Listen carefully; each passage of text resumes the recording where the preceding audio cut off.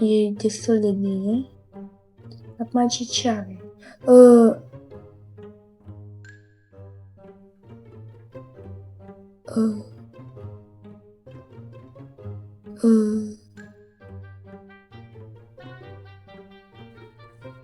Deci a fost ceva.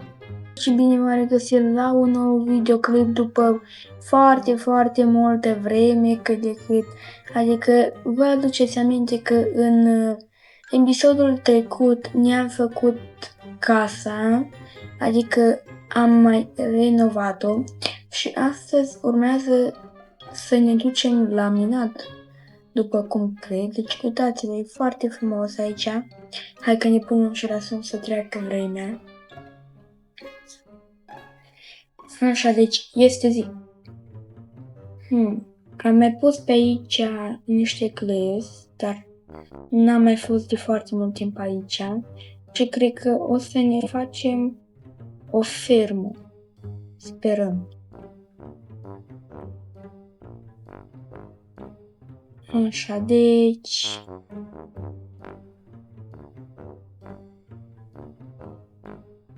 Venim încoace.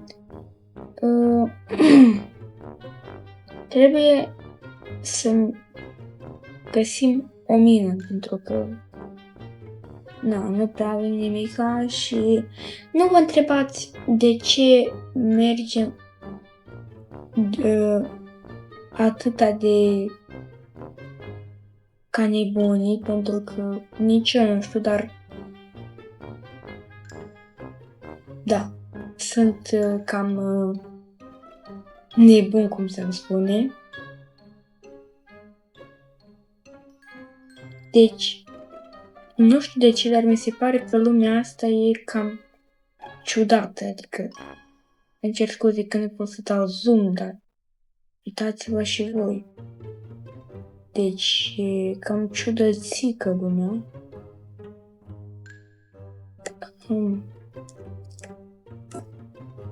Aici nu e nimica.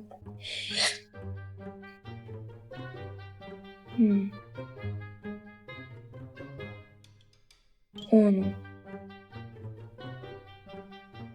Deci trebuie să vin înapoi. Un. Așa e bine.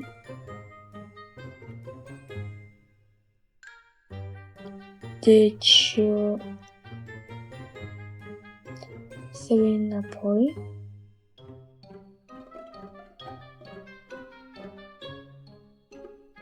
Așa.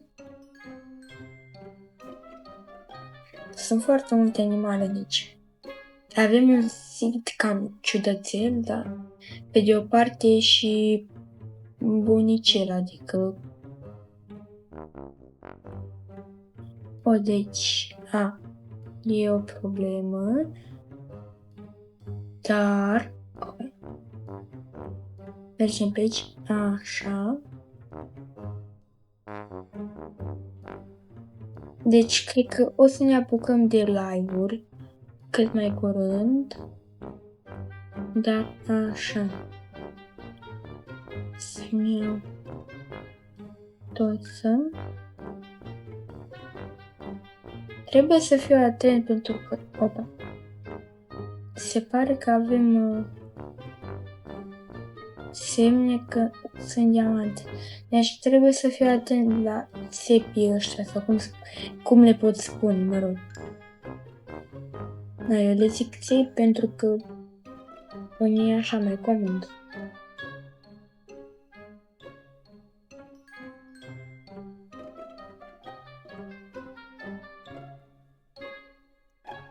Așa, deci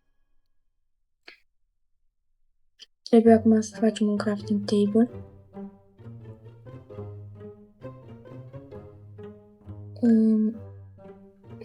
Avem și iron. N-ar fi rău să ne facem unul de iron pentru diamante, dar cam avea nevoie și de un pickaxe stone, așa, deci am făcut rost de toate.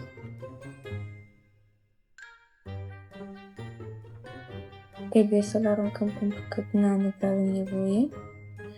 Așa. Acum pornim din nou în expediție. Oba. De ce ori mi-a aruncat acolo, nu știu. Cam nu prea aveam nevoie de lapis pentru că... Dar... e un început bun pentru că am găsit și noi...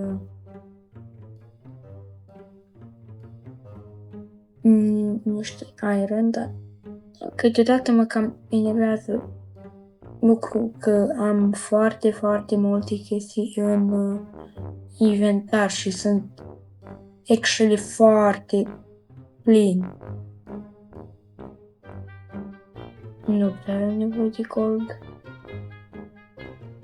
Să-mi spuneți în comentarii cam unde credeți că am ratat serios? 2 diamante, deci. 2 diamante. Deci... Uitați-vă! Adventurement. Wow! Îmi cer scuze dacă n-am pronunțat foarte bine, dar sunt fericit. Deci... Wow! Adică chiar când am spus de diamante, atunci a apărut. Deci, care e norocul?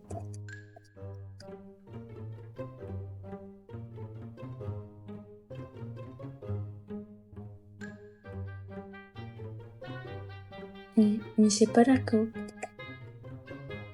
e o cale închisă, dar am ajuns aici. Și apropo, vă felicit pe toți cu sărbătorile pascale, Hristos a înviat. Nu mai stau să mă lungesc.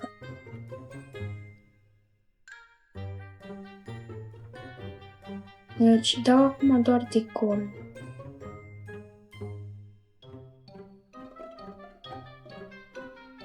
E doar și doar gold. Diamante! Un diamant. E bine că decât iron.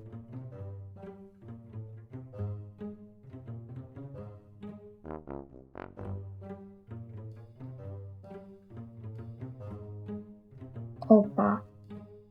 O să avem nevoie mai târziu de obsidian.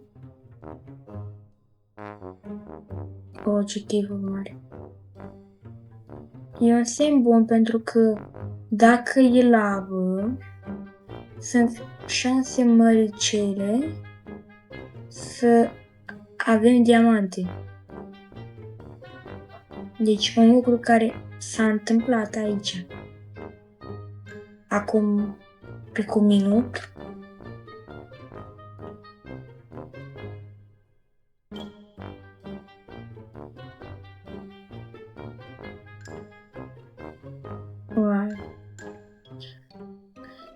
Deci, am fost în părțile astea, acum ar trebui să mergem pe aici, teoretic.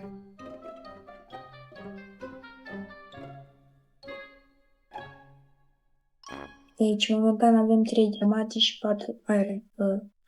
Nu întrebați de ce mi s-a aruncat pickaxe-ul.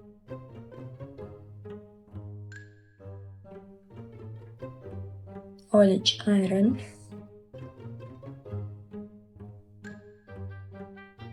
Oare ce mai avem pe aici? Să mă gândesc, să ne uităm, adică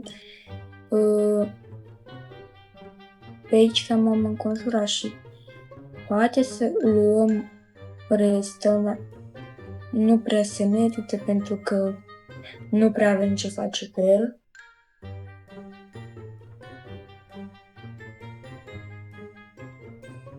Așa. Hai să mai luăm pe asta dacă tot este. Așa, o meduză. Dar tot nu știu unde ne pot găsi diamante. Și dacă vă întrebați,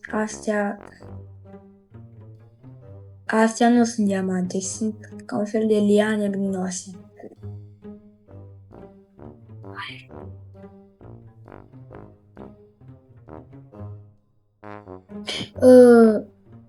Da, am sărit ca nebunul, dar sperăm că mă pot reîntoarce să vedem ce avem aici. Deci doar redstone. Diamante! Opa, doar un diamant tot.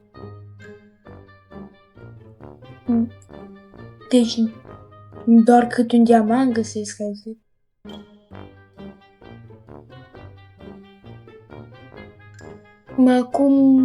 Cum pot urca?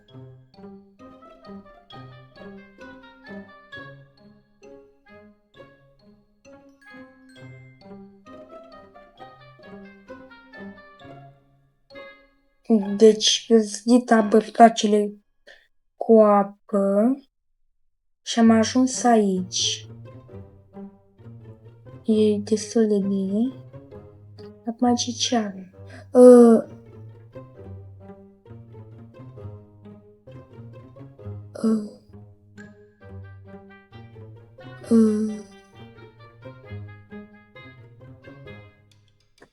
Deci a fost ceva.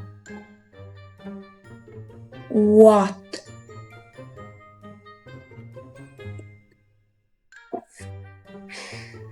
N-am